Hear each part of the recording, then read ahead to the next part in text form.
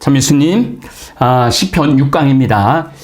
저도 이 시편 공부를 하면서 정말 너무 재밌고 너무 신납니다.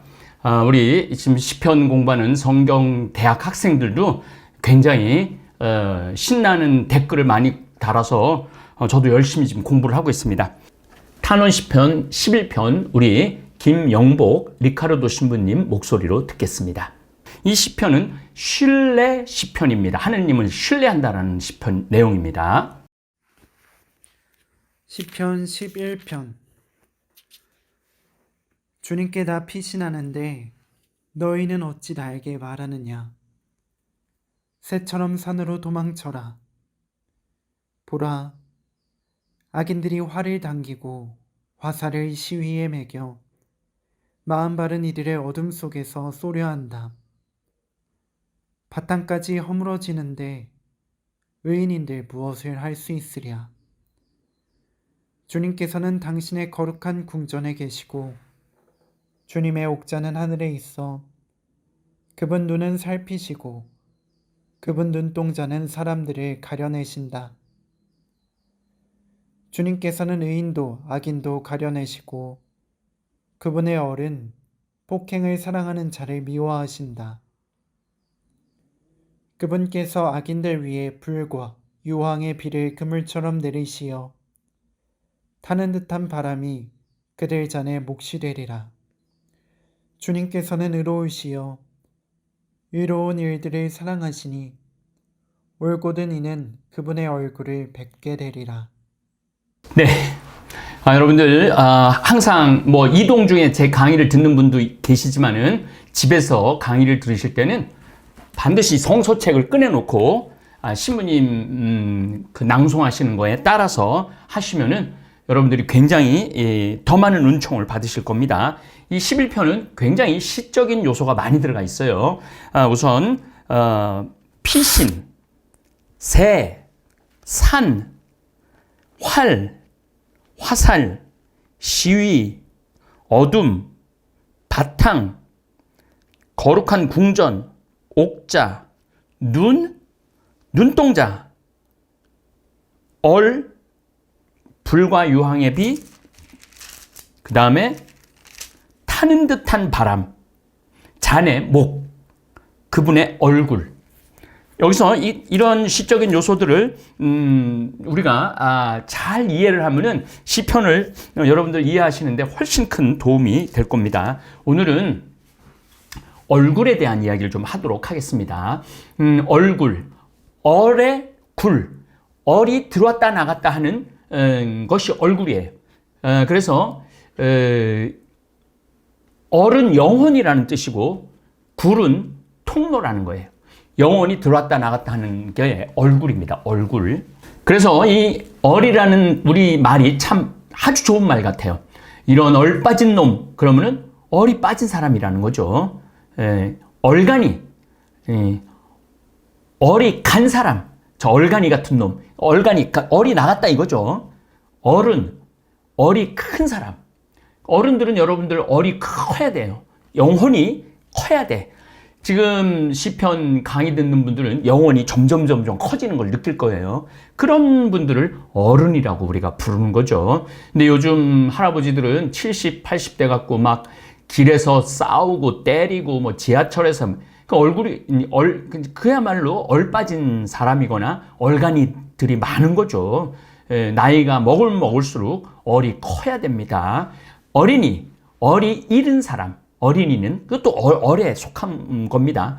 어리석은이, 얼이 썩은 사람을 얘기한다고 얘기를 합니다. 멍한 사람들을 보면 저 얼빠진 놈이라고 그렇게 표현을 하죠.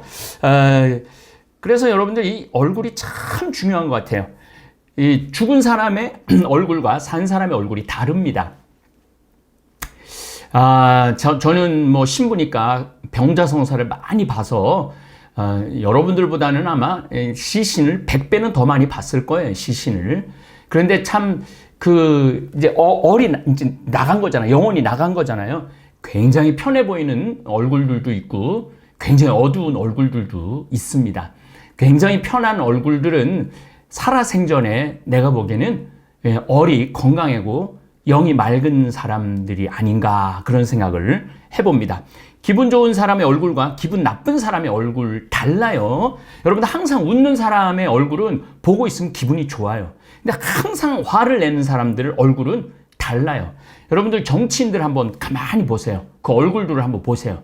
얼이 어때 보여요? 얼이 맑아 보여요? 얼이 어두워 보여요? 굉장히 어두워 보이죠. 그래서 이 얼굴을 통해서 사람은 저 사람의 심리 상태를 알 수 있어요. 그래서 마음의 상태에 따라서 얼굴은 달라집니다. 사람의 영혼이 들어왔다 나갔다 하기에 무쌍한 얼굴을 갖고 있어요. 웃는 얼굴도 있고, 화난 얼굴도 있고, 놀란 얼굴도 있고, 무심한 얼굴도 있고, 냉정한 얼굴도 있죠. 얼굴은 그 사람의 내면을 드러내는데 아주 정직합니다. 내면이 맑은 사람들은 외면도 맑게 나옵니다. 뭐 그렇지 못한 경우도 간혹 있긴 있죠. 제가 왜 이 말씀을 드리냐면 11편 마지막 편에 올고준 이는 그분의 얼굴을 뵙게 되리라. 올고준 사람은 하느님의 얼굴을 볼 수 있다는 거죠. 그래서 이제 이 시편에 얼굴을 굉장히 중요하게 표현을 많이 합니다. 얼굴에 대한. 그래서 여러분들 처음 사람을 봤을 때 첫인상이 결정되는 시간이 6초 걸린다고 그래요. 처음 만났을 때 6초만 되면은 저 사람은 괜찮은 사람이다. 저 사람은 좀 의심이 가는 사람이다. 이렇게 생각이 된다고 그래요. 첫 인상이 결정하는 요소는 외모, 표정, 행동이 80%, 목소리의 높낮이, 말하는 방법이 13%, 인격이 7%가 차지한다고 합니다. 신체의 근육 가운데 얼굴의 근육이 80개가 있다고, 얼굴 근육이. 그래서 시시때때로 변화되는 것이 얼굴 모습이라고 그래요. 얼굴은 내 요 얼굴 가지고 7,000가지의 표정을 만들어낼 수 있다고 그래요. 그래서 나이가 들면 그 사람의 살아온 삶의 흔적이 나타납니다. 제가 예전에도 이 강의를 참 많이 했습니다. 평생 웃은 사람들은 잔주름이 아주 예쁜 잔주름이 나와요. 근데 평생 인상 쓰고 신경질 부리는 사람은 이게 전부 다 이게 굉장히 굵은 주름이 나와요. 굉장히 굵은 주름이 나와갖고 한번 표정을 조금만 써도 굉장히 무서운 얼굴이 되는 거예요. 그래서 항상 여러분들 웃으려고 노력을 해야 돼요. 항상 미소 지으려고 노력하고. 그래서 근데 사실 맨날 웃고 미소 짓는 게 내 마음 안에서 기쁨이 있어야지 웃음이 나오는 거지, 기쁨이 없는데 웃음이 나올 리가 없죠. 얼굴을 하루에 한 번도 안 웃는 사람들도 있어요. 어린아이는 하루에 200번 정도 깔깔거리고 웃는다고 그래요. 어린아이는. 그래서 어린아이들을 해 막다고 그러잖아요. 해 막다고. 근데 어른들은 하루에 5번, 2-3번 밖에 안 웃는다고 그러잖아요. 그래서 여러분들도 항상 웃을 수 있는 그런 연습이 필요합니다. 자, 이제 시를 본격적으로 보겠습니다. 주님께 나 피신하는데 너희는 어찌하여 나에게 말하느냐? 새처럼 산으로 도망쳐라. 다윗은 나는 주님한테 피신하겠다는 거예요. 산으로 새처럼 피신하지 않고, 그러니까 온전히 주님한테 의탁하겠다는 거예요. 그래서 신뢰 시편입니다. 여러분들 이제 이스라엘 가보면은 이스라엘의 산들의 특징이 뭐가 있느냐면은 숲이 우거진 데가 많아요. 여기 유다 그 갈릴레아 산지에 가면은. 그런데 동굴이 굉장히 많아요. 동굴이 그냥 아무데나 동굴이 있어요. 이스라엘의 산들이. 그래서 그렇게 피신하라는데 나는 주님한테 피신하겠다 이런 표현을 쓰는 겁니다. 그리고 맨 마지막에는 나는 하느님의 얼굴을 보고야 말겠다. 내가 올곧기 때문에 하느님한테 온전히 신뢰하기 때문에 나는 그분의 얼굴을 보고야 말겠다. 그런 표현을 쓰는 겁니다. 보라, 악인들이 활을 당기고 화살을 쉬 위에 매겨 마음 바른 이들을 어둠 속에서 쏘려 한다. 마음 바른 이를 활로 죽이려고 그런다라는 거죠. 바탕까지 허물어지는데, 자, 이 시편 11편은 원수들이 이 다윗의 시인의 생명을 위협하고 바탕까지 허물어지는 상황에서 친구들이 그에게 도피하라고 그래요. 너 빨리 도피해라. 새처럼 산에 있는 동굴로 도피해라. 하지만은 시인은 나는 하느님만을 굳게 신뢰한다는 거야. 다른 데 도망 안 가겠다는 거야. 아무리 나한테 악인들이 나한테 시위를 당겨 화를 쏠려고 그래도 나는 움직이지 않겠다는 거죠. 시인은 하느님에 대한 절대적이고 흔들리지 않는 신앙을 갖고 있는 거죠. 하느님이 세상과 모든 피조물을 공평하게 다스림에 대한 신앙을 첨부합니다. 주님께 피신함 1절, 성전과 하늘에 계신 주님 4절, 구약의 신앙심을 잘 반영해주는 주제입니다. 신앙심을 이렇게 표현을 하는 거죠.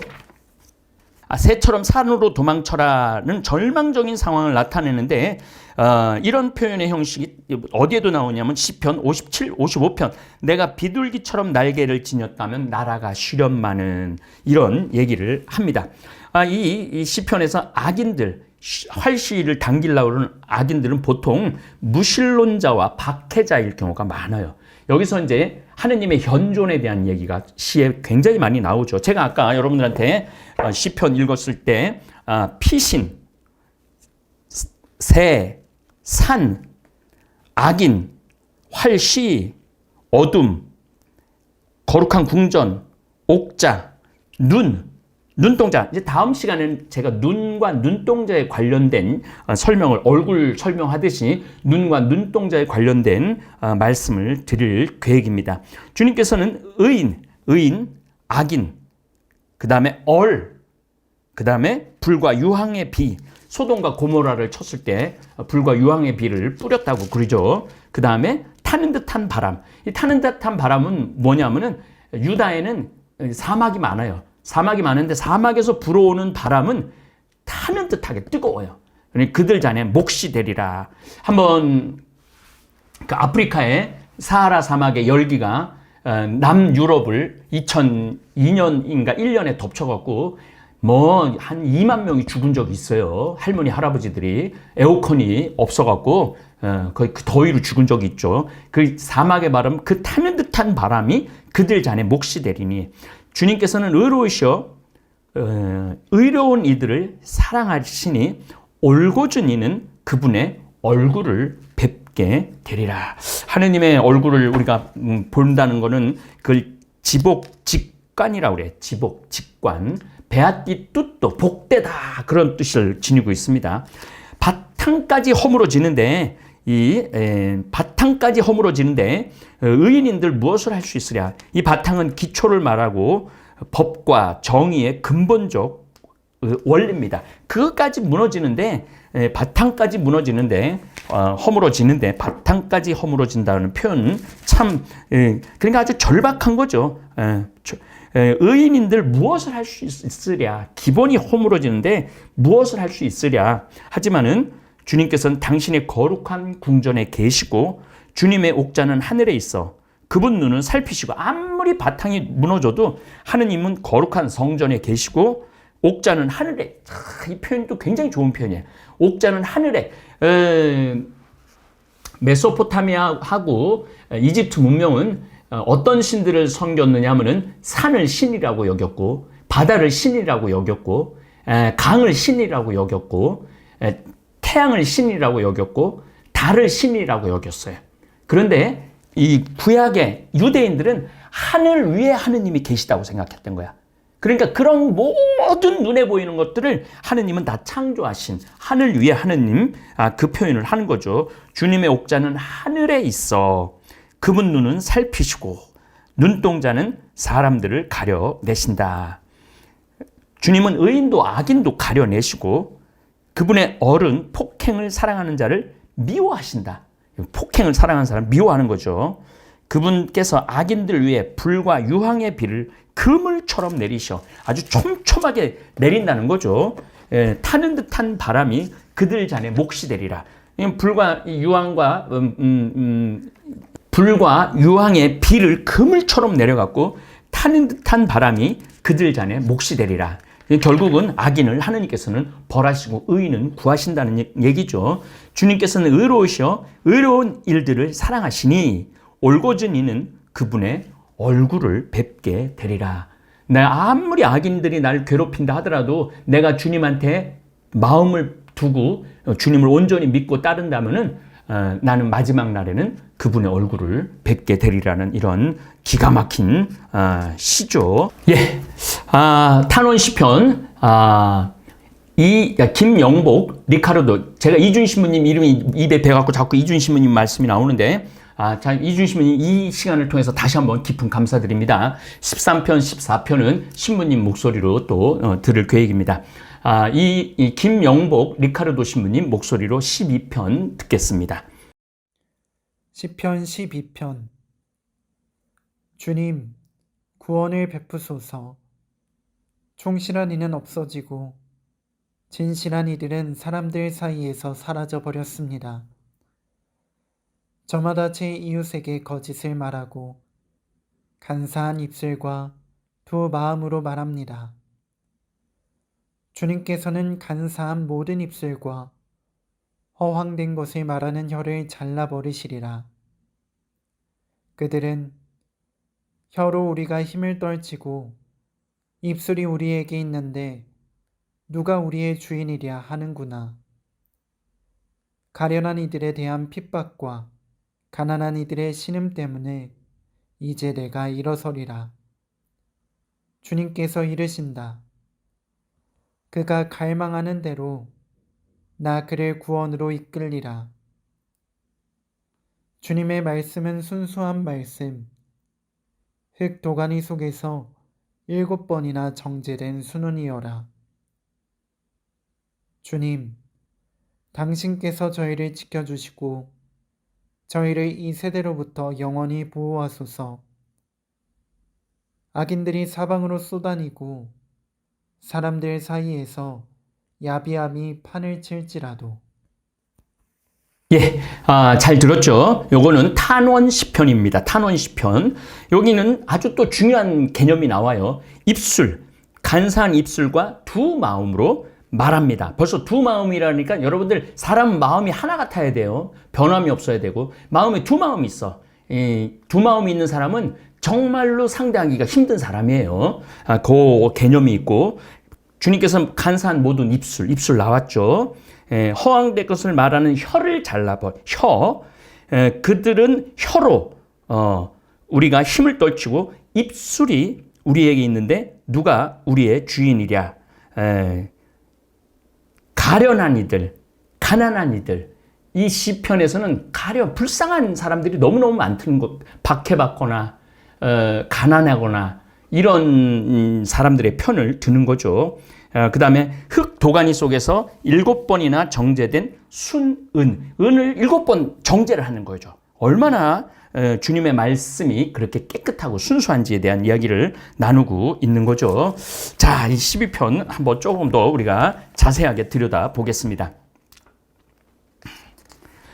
공동 탄원 시편으로 이 시편은 악인들은 거짓을 말하고 간사한 입술 그리고 두 마음으로 말하는 사람들이에요.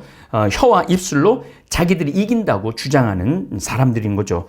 이 12편은 공동체는 충실한 이들과 진실한 이들이 없이 악인들만 가득 찬 세상에서 고통을 당하고 있어요. 의인이 특히 세상에 참된 것들의 가치를 하락시키고 깨끗한 사람들에게 고통을 안겨주는 악인들의 거짓되고 간사하고 허황하고 교활한 말 때문에 입술, 혀.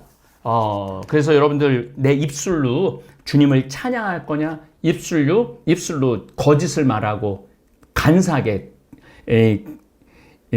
음모를 꾸미고 그러느냐? 두 마음을 가지고 이런 것을 표현하고 싶은 거죠. 이 시편의 말의 중요성을 말하고 있죠. 말은 태초부터 아주 중요한 것입니다.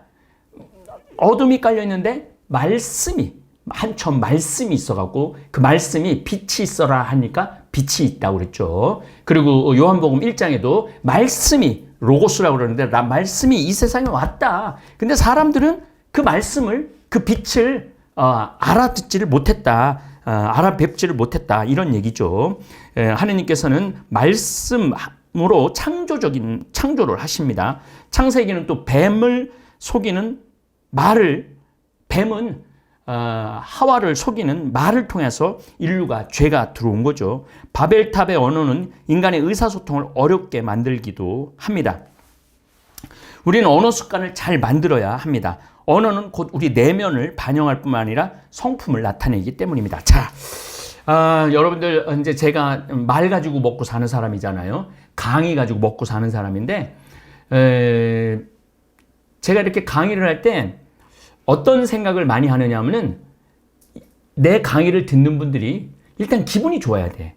그래서 긍정적인 말, 그래서 희망적인 말을 많이 단어를 찾아내려고 노력을 해요. 그리고 위로가 되는 말, 간혹 제가 남편한테 두들겨 맞는 그런 아내들 정말 얼마나 불쌍해요. 가련한 이들인 거죠. 그들에게 위로가 돼야 되는데 성당에 가고 신부님이나 수녀님이나 성당에서 열심한 교우들이나 정말 남편한테 맞고 너무나 억울해갖고 하소연을 하는 거예요. 난 정말 매를 맞아갖고 눈이 퍼렇고 이런다고. 근데 기껏 한다는 얘기가 예수님은 십자가에서도 죽었잖아. 매 맞아 돌아가셨잖아. 그러니까 자매님도 예수님 생각하고 참아. 그거는 위로가 되는 말이 아니죠. 같이 아파하고 공감해주고 뭐하러 같이 사느냐고 그러고 그래 줄 때 위로가 되는 거죠. 그래서 여러분들도 이 말을 하는 연습이 정말로 많이 필요합니다. 끊임없이 우리는 우리의 말을 정화시켜 나가야 합니다. 우리는 우리의 혀로 주님이신 아버지를 찬미해야 하고 하나님과 비슷하게 창조된 사람들을 저주해서는 안 된다는 거죠. 그래서 가능한 한 남을 욕하는 말을 하지 말아야 돼요. 지난 시간에도 말씀을 좀 드렸는데 정치인들 그런 말을 그냥 일상적으로 하니까 긍정의 힘이 안 나오는 거죠. 부정의 힘으로 정권을 잡는다는 거는 그거는 합리적이지가 못한다는 거죠. 간사한 입술 또는 아첨, 감언이설 이런 혀를 그냥 잘라버린다고 그러잖아. 뽑아버린다고 그러잖아. 여기 주님께서는 간사한 모든 입술과 허황된 것을 말하는 혀를 잘라버리시리라. 오, 굉장히 무서운 말이죠. 그래서 여러분들도 입술이 우리에게 있는데 누가 우리의 주인이냐? 하느님을 거부하는 거예요. 입술이 나한테 있는데 누가 우리의 주인이냐 이거죠. 그러나 우리의 입술은 하느님을 찬미하고 이웃을 위로하는 그런 입술이 돼야 됩니다. 가련한 이들에 대한 핍박과 가난한 이들의 신음 때문에 이제 내가 일어선다. 일어서는 거. 이것도 굉장히 시적인 표현입니다. 자, 여러분들 이제 시편 이제 점점 시편이 재밌어질 거예요. 엄청 재밌어질 거예요. 그 개념 하나하나를 알기 시작하면은 야, 이게 지금 2500년 전에 이런 시를 썼다는 거. 이게 기적 아니에요. 기적. 이 자체가. 그러니까 또 이 시편은 노래야, 노래. 그리고 예수님이 가장 많이 인용한 게 이 시편이에요, 시편. 그래서 여러분들은 시편을 잘 이해를 하면은 신약 성서를 읽는데 너무너무 행복할 거예요. 흙도가니에서 옛날에는 은을 정지할 때 크게 뜨거운 이제 도자기 같은 데다가 불을 달고 갖고 거기서 은을 한 번 정제해내고 두 번 불순물을 연금술사라고 그러죠.